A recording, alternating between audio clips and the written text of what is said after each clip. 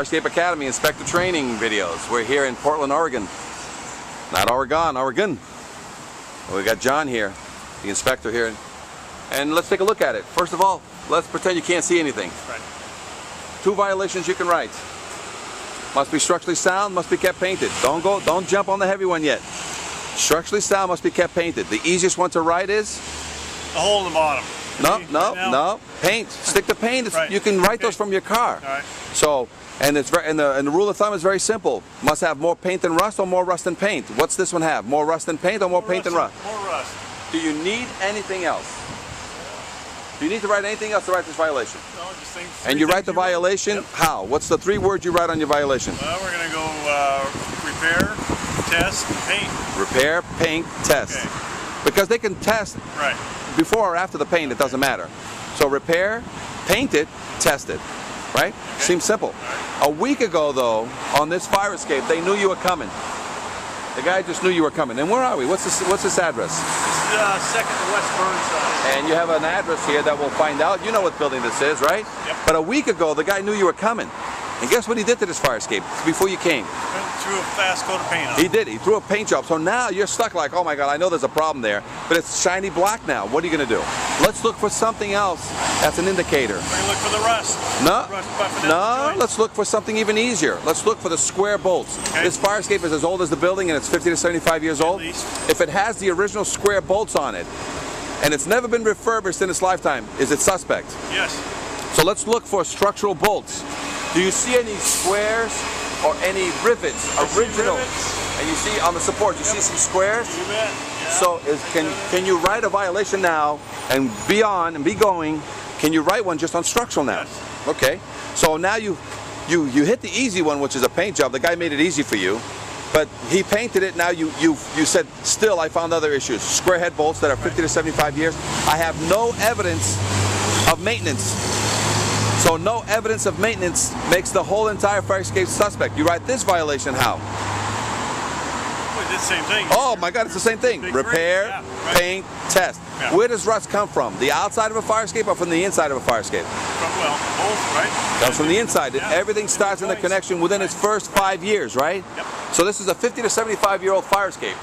Now the third thing you look for, if you couldn't find them on paint, you couldn't find them on structural, can you find them on life safety? Yes. And what do we got here for life safety? Well, we got missing treads. Missing treads and dangling treads. Yep. And you see all the tears on the treads? Mm-hmm. And these treads fell because of snow. And these treads fell on somebody down here. Did you get a call that somebody got conked on the head? Myself. If I owned this building and I found one of my treads on the ground, what do I do with that tread? Do I put it back or do I hide it from you? Probably going to hide it. What they're going to do. Okay, They're not so gonna call us. So what do we have on this fire escape, which is, I don't know the address here, but I'm sure you'll find the address. What do we have? Well, we've got screen rust. We've got an open hole here that should be covered. Yeah. We've got treads missing. Possibly even a missing support that Yeah. looks like at one time here. Yeah. Strut.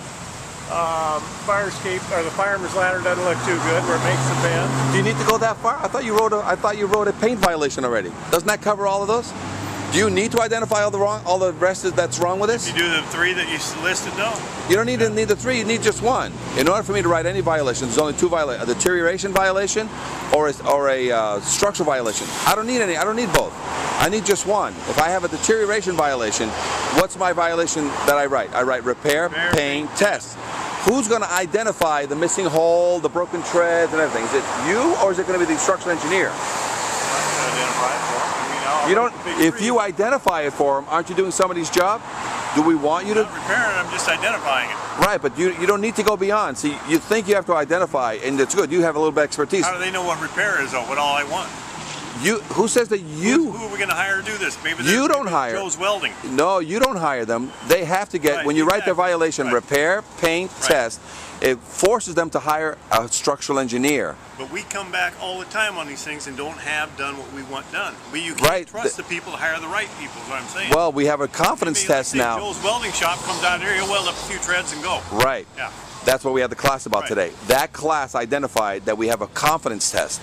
That confidence test makes you go through a checklist of questions that me, as a guy that's licensed, an engineer that's licensed, if he lies on that confidence test, I lose my license. Right, but if we don't line him out on what to do, You don't, the engineer, you've hit a very good point. I'm doing this there is plenty. I know that people don't get the stuff done. Right. Tell them to lead them by the hand.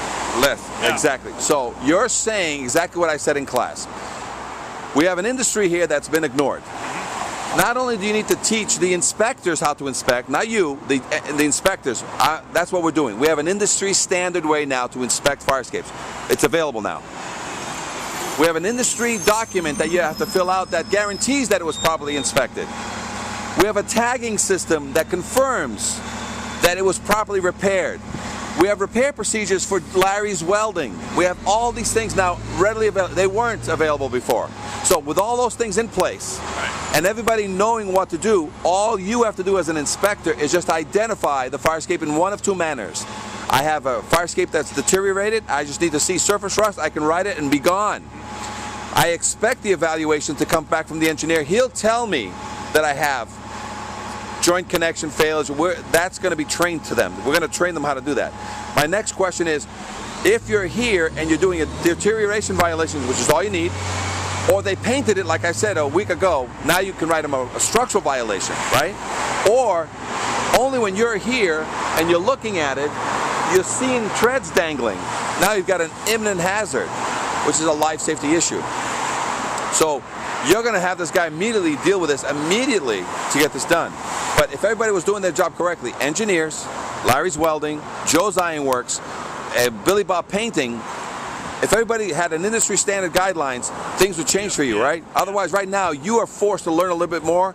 I'm trying to say that with all this new system that we're going to have in play, you just have to identify fire escape problems. You no longer have to also tell them, because they will only fix what you say. You tell them, I saw 2 treads, they will fix 2 treads. Right, they won't fix anything else. Right. The evaluation report is supposed to fix something, is going to do this. So I'll show you what the evaluation report needs to be done and how that is. So this is a great model that basically has all 3. No paint, structural issues all over the place, plenty of rusty tiers to give you the indication you need to write a structural violation, and life safety issues with dangling treads. Fire Escape Academy. This is inspector training videos. This is exactly, pick one of the 3 violations. Any one of those 3 violations is all you need. You don't need all 3 on your document. You can write a deterioration violation and be gone. You can write a structural violation and be gone. Or you can write an imminent danger violation. They all trigger the same requirement.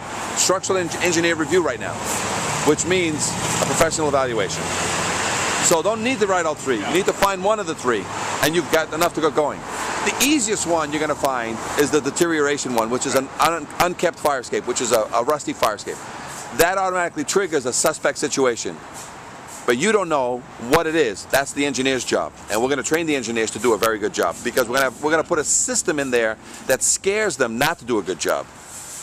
The evaluation report, if you take a look at the inspection, I don't know if you have a copy of the confidence test that I made up for Portland. There's specific questions in there that says, and one of them is key. Have you confirmed that there is no internal rust anywhere on this fire escape? That's one of the questions. Who's going to sign off on that? Because if I say yes to that and somebody gets hurt, you or somebody in this building, what did I just lose? People. My license, liability. And whether you or a person gets hurt, you're not going to sue me because I put my name on something that said a yes/no question to it. Okay?